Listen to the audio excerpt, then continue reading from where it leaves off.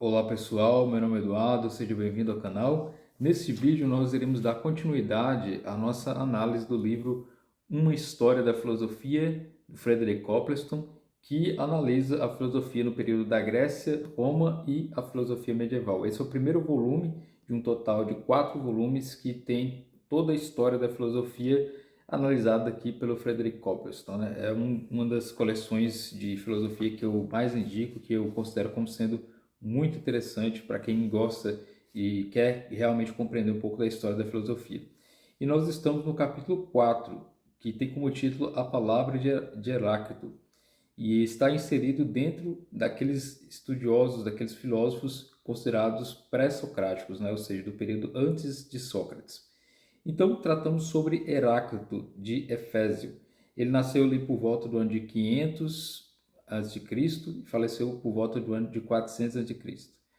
E existem alguns fragmentos que sobreviveram, né, e várias referências ao Heráclito. Dizem que ele era considerado um homem melancólico, bastante reservado, muito solitário e estava, de certa forma, desprezando, né, os homens comuns, desprezando aquelas pessoas que eram ordinárias. Então ele queria se tornar uma pessoa para além do homem comum, né, do homem ordinário. Então por isso ele tinha sua própria forma de ver e além dessas características psicológicas próprias, né?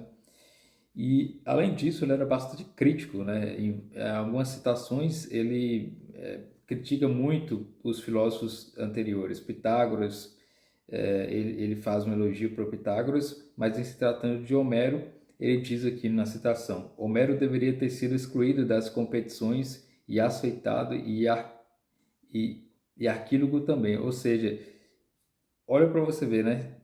Ele ataca o Homero, fala que o Homero deveria ser excluído das competições, né, e tal. Enfim, ele era bastante crítico a alguns dos pensadores e algumas das obras que ele lia também na própria época, né? E ele critica Pitágoras, mas apesar disso ele reconhece os benefícios, né, do estudo do Pitágoras e considera o Pitágoras como um verdadeiro cientista, né, um verdadeiro estudioso do mundo natural e das coisas como elas são, enquanto que ele criticava outros que não tinham essa mesma qualidade.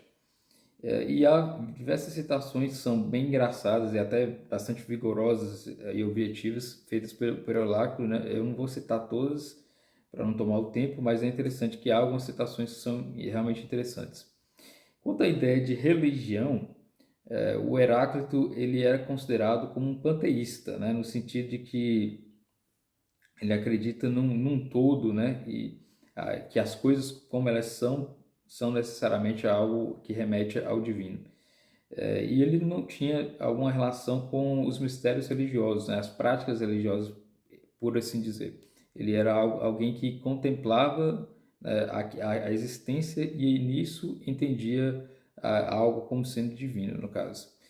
Especialmente a ideia da unidade, né, que nós iremos verificar adiante.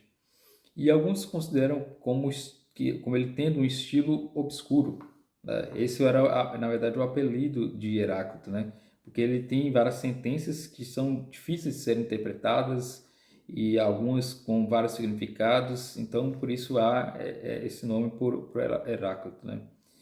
E a ele é atribuída aquela frase famosa, né? Tudo flui, né? Tudo muda, que alguns traduzem ou colocam no original, né? Chama Panta Rei, né? É, Contudo, o Copleston, que é o autor dessa obra, né, uma história da filosofia, ele discorda da ideia dos estudiosos de história da filosofia que consideram como sendo a ideia de mudança a principal ideia do Heráclito. Para o Copleston, essa na verdade não é a verdadeira contribuição do Heráclito, né? Porque vários outros estudiosos, né, já trataram sobre essa ideia de mudança. Não é necessariamente o ponto mais importante para a filosofia em se tratando aqui da contribuição de Heráclito, né? Porque isso não representa a totalidade do pensamento, essa ideia de que tudo flui, tudo muda. Isso é um aspecto da doutrina do Heráclito e não a essência propriamente dela, né? E é atribuída ao Heráclito uma frase, né, famosa, né? Você jamais entrou duas vezes no mesmo rio. pois novas águas estão sempre passando por você. E então, ou seja, toda vez que você entra no rio, o rio já não é mais o mesmo, você já não é mais o mesmo. Então, dando essa ideia da mudança, né? E Aristóteles, na tentativa de resumir um pouco da doutrina do Heráclito, ele diz, né, que todas as coisas estão em movimento, nada permanece constante. Essa é um dos resumos dados por Aristóteles aqui da ideia de movimento constante. Então, Copleston diz, né, como eu já mencionei, que essa ideia de mudança ela não é algo novo, mas não sendo aí uma característica propriamente tão importante dos ensinamentos do Heráclito, não seria propriamente a essência, né? Isso já havia sido notado pelos filósofos jônicos, né? Mas qual é a verdadeira contribuição do Heráclito, então, para a filosofia segundo Copleston? A verdadeira contribuição do Heráclito é a concepção da unidade na diversidade, ou seja, da diferença na unidade. O que isso quer dizer? As coisas podem ser unas e, ao mesmo tempo, apresentar diversidade. Um exemplo, se a gente falar o nome Amazônia, na Amazônia nós temos ali um complexo próprio de árvores, animais, material, enfim, tudo que está relacionado, mas o todo nós chamamos de Amazônia, ou seja, aquilo que está dentro da universalidade, mas que forma uma unidade. Então, assim como existe, por exemplo, as células, né? Cada pele, né, que nós temos aqui é constituído por várias células que juntas formam então uma unidade. Nosso corpo propriamente é assim, um conjunto de várias milhares, centenas de milhares de células que reunidas formam um corpo único. Então essa ideia da unidade dentro, existindo a diversidade, é uma ideia que o Heráclito começou a tratar aqui. A própria ideia de unidade com essa diversidade implica em um conflito necessário, né? Ou seja, para que algo exista, deve existir também um certo conflito, né? Uma certa luta. Então, se o fogo ele tem que existir, algo tem que ser consumido para que aquele fogo exista. Se algo existe, algo tem que ser ocupado naquele espaço daquela existência propriamente. Então existe toda essa concepção, né? A ideia então da unidade na diversidade. Para Anaximandro, ele via que essa ideia de guerra de opostos, né, que eu ressaltei aqui, isso era algo desordenado, que não deveria existir, né, que era algo que não deveria ocorrer propriamente, essa ideia de conflito. Mas para o Heráclito, isso deveria existir e isso era parte da própria formação mesmo do universo do todo. Então, para que haja luz, a escuridão tem que ser minada ou tem que ser eliminada.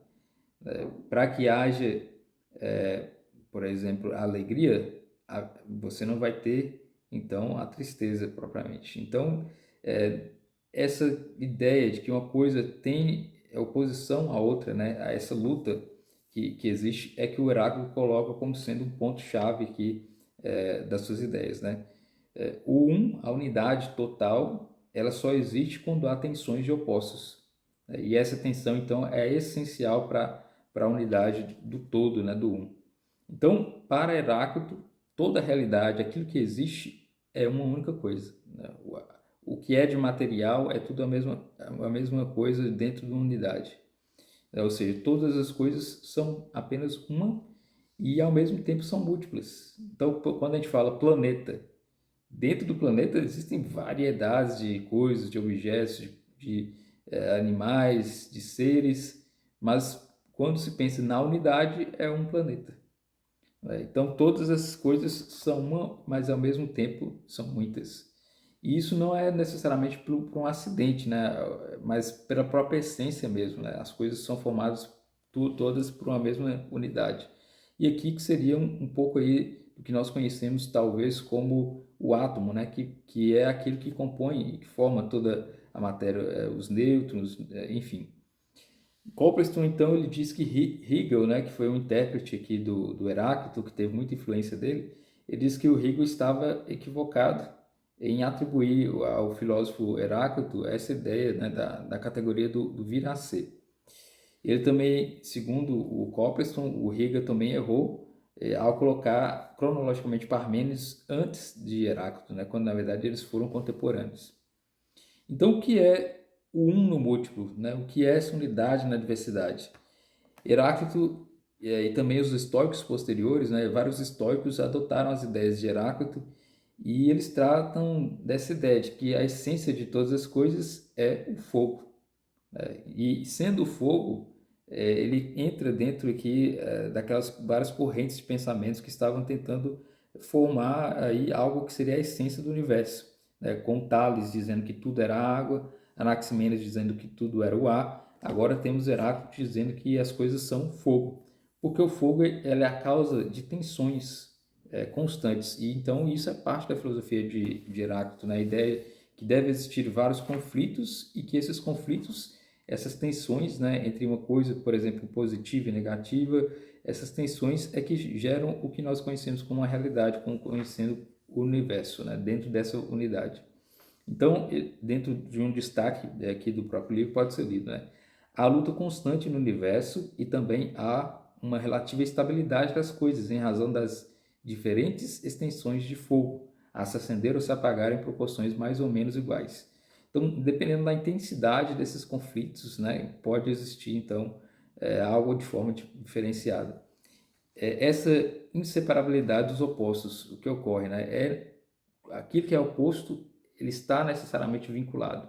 Então, para que haja o negativo, deve existir o positivo. Caso contrário, não existiria nenhum dos dois. Ele coloca como algo inseparável essa ideia da tensão. Porém, o Copleston coloca nessa obra que essa ideia de que há inseparabilidade dos opostos, essa ideia pode gerar um certo relativismo. Então, por exemplo, que o bom e o ruim são o mesmo. Se o bom e o ruim fazem parte de uma mesma moeda, ou seja, estão umbilicalmente interligados, né, são inseparados, mesmo sendo opostos, o bom e o ruim são o mesmo. Ou seja, quando se diz também que o mar ele é ao mesmo tempo mais puro e ao mesmo tempo mais impuro dentre aqueles que são das águas propriamente. Ou seja, há essa tensão aqui que pode ser considerada como o relativismo. Então, para o Copleston, há aí essa possibilidade, uma vez que se exagerar o pensamento de Heráclito, você pode entrar num relativismo em causas e coisas que não são propriamente lógicas, né? Então, mas no 1, todas essas tensões para o Heráclito são reconciliadas, né? Uma vez que há unidade, essas diferenças elas são harmonizadas para formar então a unidade. E isso, para o Copleston, gera a ideia da filosofia panteísta, que seria então o que o próprio Heráclito defendia, né? Então, para o Heráclito, dentro dessa ideia panteísta, o um, a unidade total, né, que seria Deus, e seria um Deus sábio. E essa unidade total seria, dentro do possível, considerado como sendo a razão universal. E essa razão universal, ela traz as leis universais, que são imanentes a todas as coisas que existem, né? Então, deve existir uma lei que rege todo o universo, né? Todas as coisas estão interligadas, então, numa unidade e numa projeção de uma lei. Então, essa ideia de das mudanças constantes no universo, né, de acordo com essa lei universal, vão existir, porém, vai existir aí a lei que tudo abrange e que tudo ordena. Então, essa ideia da unidade para o Copleston, né, é a ideia central do Heráclito, que, por sua vez, apresenta suas ideias dentro do panteísmo, dentro dessa ideia da unidade, existindo a diversidade. Então, para o Heráclito, o homem ele deveria compreender toda essa ideia da razão universal das coisas e se elevar, sair do mundo do sono e ir para o mundo da vigília, que seria o mundo aqui que se compartilharia a razão. Visto isso, né, que existem essas leis universais, essa própria unidade, as leis humanas, o comportamento humano deve então observar essas leis gerais, leis universais, para que possa então se aplicar isso na sua própria vida, né? Nessa busca pelo saber que os pensadores têm, o homem ele tem que agir conforme essa lei propriamente dada universal. mesmo que seja imperfeita, ele tem que ter isso como um objeto, né, como um objetivo. E os estoicos, né, que são outros pensadores com seus pensamentos de correntes propriamente, que nós iremos ainda analisar, e os estoicos herdaram essa ideia cosmológica, né, do Heráclito, né, da ideia do universo todo. Então, o Deus de Heráclito é importante dizer que ele não é um Deus pessoal, tal como nós temos como Deus bíblico, né, o Deus da religião judaica, da religião cristã. Ele era algo, né, dentro dessa própria unidade que existia do todo, né? E com o passar do tempo, os estoicos adotaram também essa ideia, mas eles meio que modificaram, especialmente os mais tardios, modificaram a ideia, especialmente por ideias de questões éticas, né? Então, o Heráclito ele defendia essas ideias quanto à unidade, quanto à mudança das coisas de acordo com aquilo que ele acreditava como sendo o fogo, né, que seria a essência das coisas. Mas se questiona, né, será que Heráclito ele defendia a doutrina da conflação universal? O que é essa doutrina da conflação universal? Se tudo está relacionado ao fogo, as coisas vão se consumindo e se modificando ao longo do tempo. E vai chegar um momento que tudo vai entrar em combustão, né, propriamente. Então, se tudo está mudando e essa mudança vem com a mudança do fogo, tudo estaria mudado. Mas o que Copleston coloca, então, é que essa ideia da conflação universal ela não é propriamente uma ideia de Heráclito, que isso é uma ideia que foi trazida, né, que foi apresentada pelos estoicos pela primeira vez. Então, o homem está inclinado a essa busca pela unidade, dentro dessa ideia de busca pelo saber, ele está buscando toda a unidade. É por isso que os filósofos anteriores queriam encontrar algo que fosse a essência de tudo, né? Então, dentro desses aspectos, seria errôneo dizer que a unidade, né, existe unidade em detrimento da pluralidade, ou seja, as coisas são homogêneas e únicas em detrimento de uma pluralidade, quando na verdade o Heráclito diz que existe a unidade e ao mesmo tempo essa possibilidade da pluralidade, né? Então, todas as coisas materiais, segundo o Heráclito, são uma unidade na diversidade. Então, se existem átomos, existem elétrons, nêutrons e assim sucessivamente, né? E até mesmo Deus, segundo Copleston, né, ele é uma unidade, porém dentro de uma distinção de pessoas, o Pai, o Filho e o Espírito Santo. Né? Ou seja, é algo único, mas ao mesmo tempo tem três formas, por assim dizer, né? Três distinções pessoais. Questiona-se também, né, se o universo ele é criado dentro de uma unidade. E aí ele compreende uma pluralidade de substâncias, né? Enfim, há esse debate em torno dessa questão da unidade e do universo.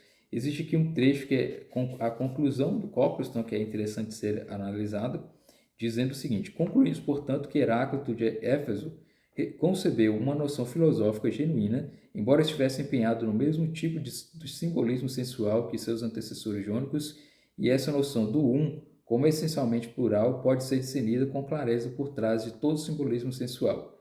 Heráclito, de fato, não ascendeu à concepção de pensamento substancial de Aristóteles, nem explicou de maneira suficiente o elemento de estabilidade do universo, como tentou Aristóteles. Mas, como diz Hegel, se quisermos considerar o fado tão justo como é sempre, ao preservar para a posteridade o que é melhor, devemos no mínimo dizer do que temos de Heráclito, que é coisa digna daquela preservação. Então, com isso, nós encerramos nosso vídeo. Espero que você tenha gostado desse vídeo. Se inscreva no canal se você não está inscrito ainda e deixe nos comentários aí o que você achou do pensamento de Heráclito e contribuindo com o nosso debate aqui de pensamentos sobre filosofia. É isso. Muito obrigado pela atenção. Até o nosso próximo vídeo.